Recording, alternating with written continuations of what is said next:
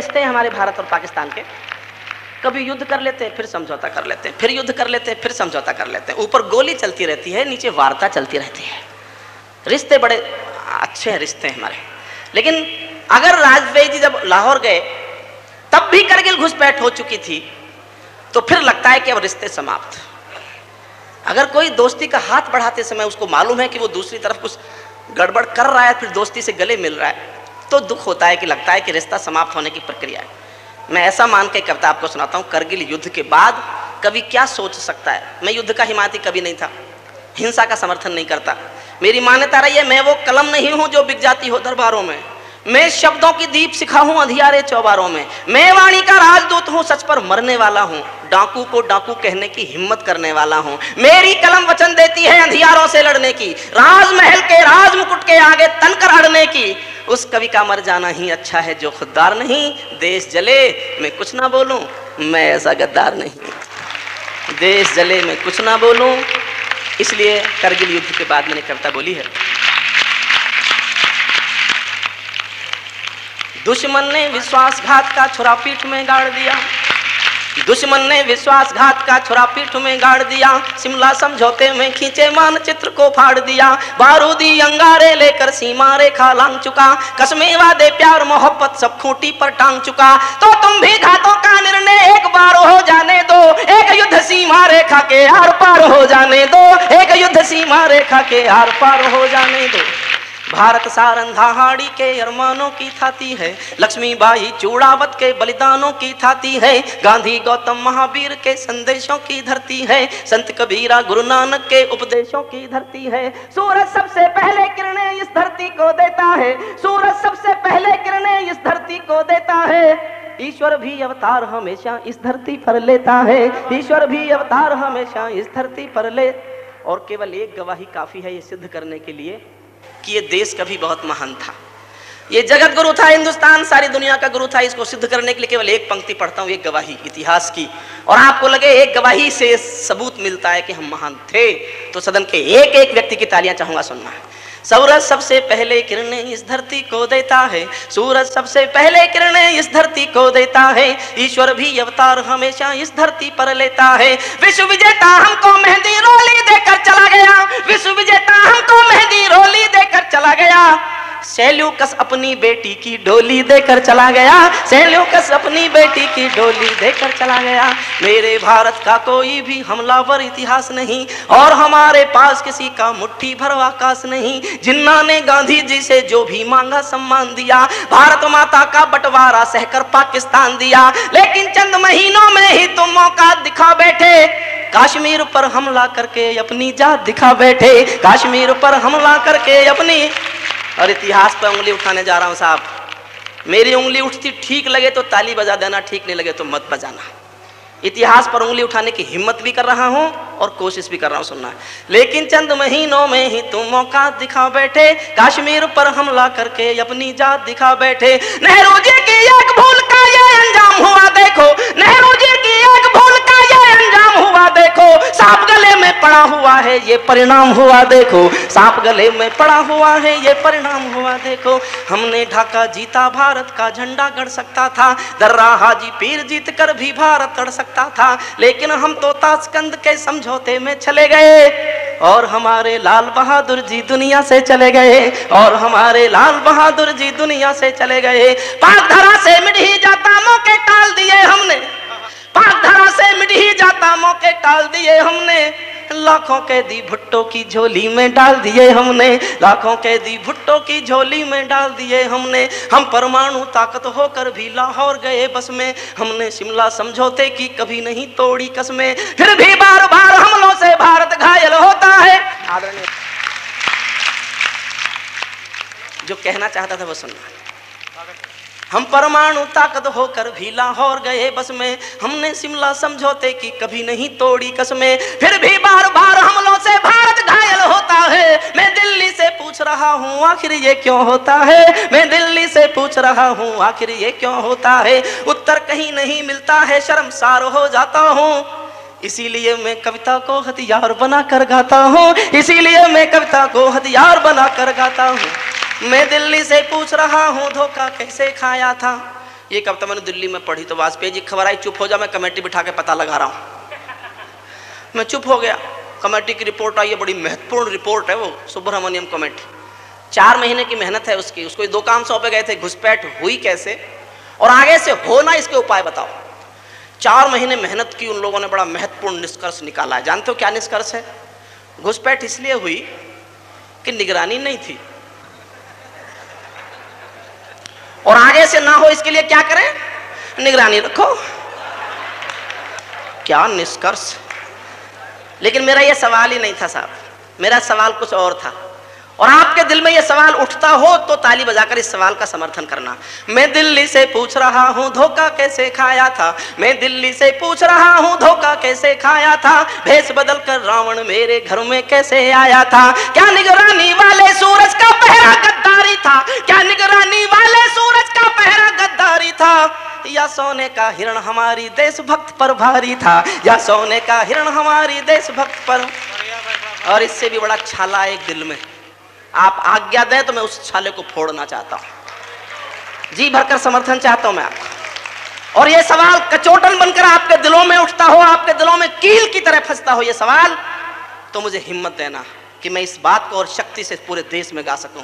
जो हमलावर मेरे पर्वत की सीमा में आए थे, जो घुसपैठी मेरे पर्वत की सीमा में आए थे, अपनी अपनी मुट्ठी में बारूद छिपा कर लाए थे, जो मंसूबे बांध रहे थे वे करगिल को बांटेंगे और सियाचिन भारत माँ के मानचित्र से काटेंगे, जिनके कारण जली चिता की राख अभी तक गर्म पड़ी, कल परसों जो भरी गई थी मांग बिना सिंदूर खड़ी, जिनके कारण श्वेत हिमालय गर्म खून से लाल हुआ, जिनकी तोपों के गोलों से घायल मां का भाल हुआ, उनको क्षमादान देने का निर्णय कैसे लिया गया, उनको घर से वापस जिंदा जाने कैसे दिया गया।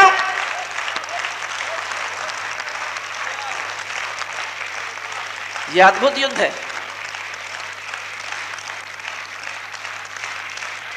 मैं अपने गांव गया था, मेरे गांव के किसानों ने पूछा यह क्या हुआ था भाई, तू पढ़ा लिखा है, जरा हमको हिंदी में समझा दे।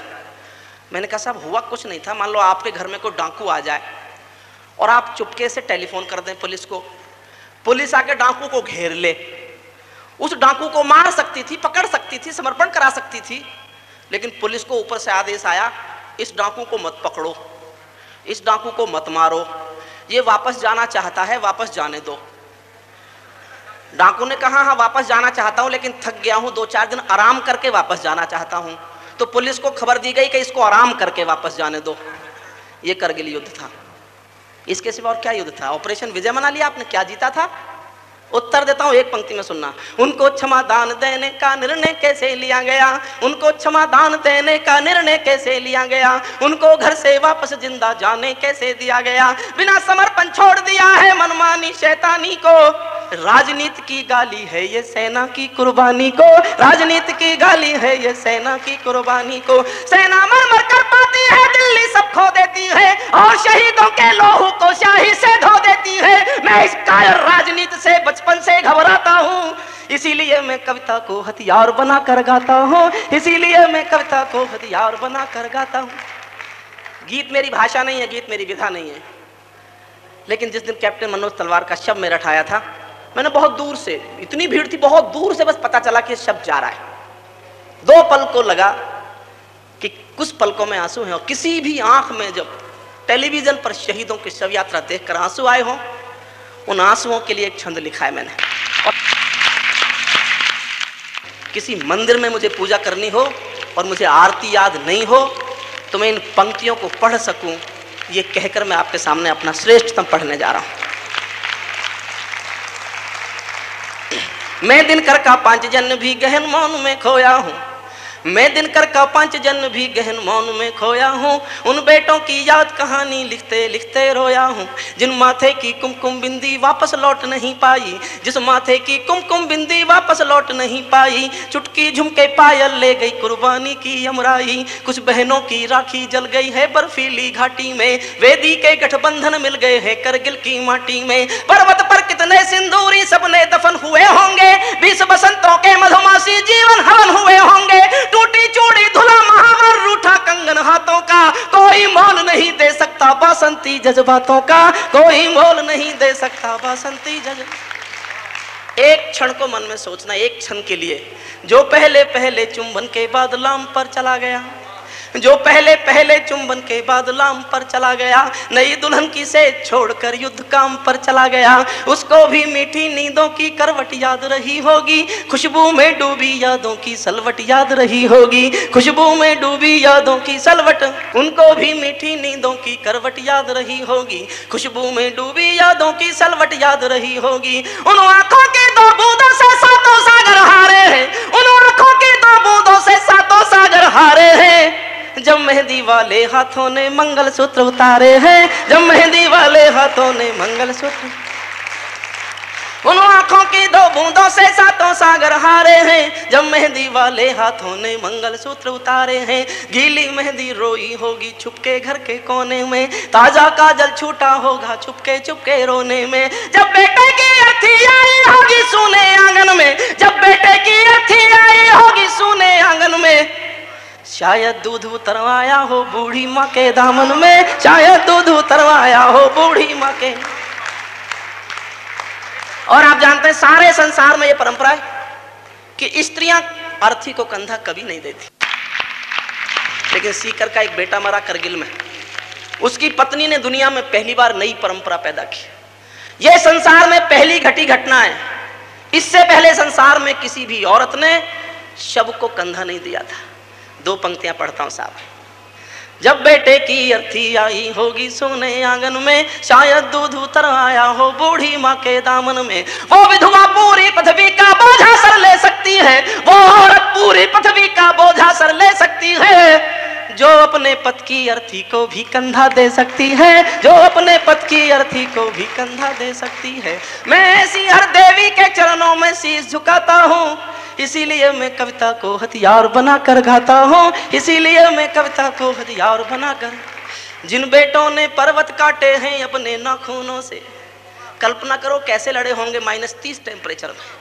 जिन बेटों ने पर्वत काटे हैं अपने नाखूनों से, उनकी कोई चाह नहीं है दिल्ली के कानूनों से। जो सैनिक सीमा रेखा पर ध्रुव तारा बन जाता है, उस कुर्बानी के दीपक से सूरज भी शर्माता है। गरम दहानों पर तोपों के जो सीने अड़ जाते हैं, उनकी गाथा लिखने को अंबर छोटे पड़ जाते हैं। उनके लिए हिमालय कंधा देने को झुक जाता है, कुछ पल को सागर की लहरों का गर्जन रुक जाता है। उस सैनिक के शव का दर्शन तीरथ जैसा होता है, चित्र शहीदों का मंदिर की मूरत जैसा होता है, चित्र शहीदों का मंदिर की।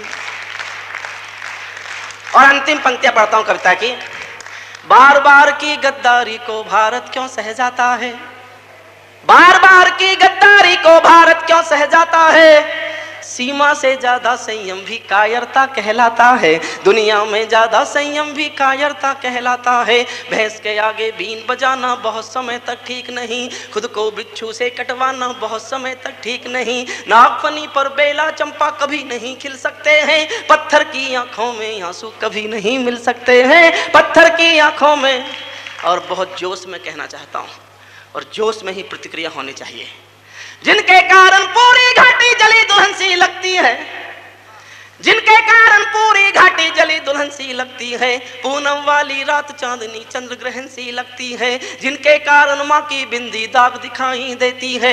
वैष्णो देवी माँ के घर में आग दिखाई देती है। जब तक ये जिंदा है तब तक करगिल जंग अधूरी है। इन जाफर जयचंदों का मर जाना बहुत जरूरी है, इन जाफर जयचंदों का।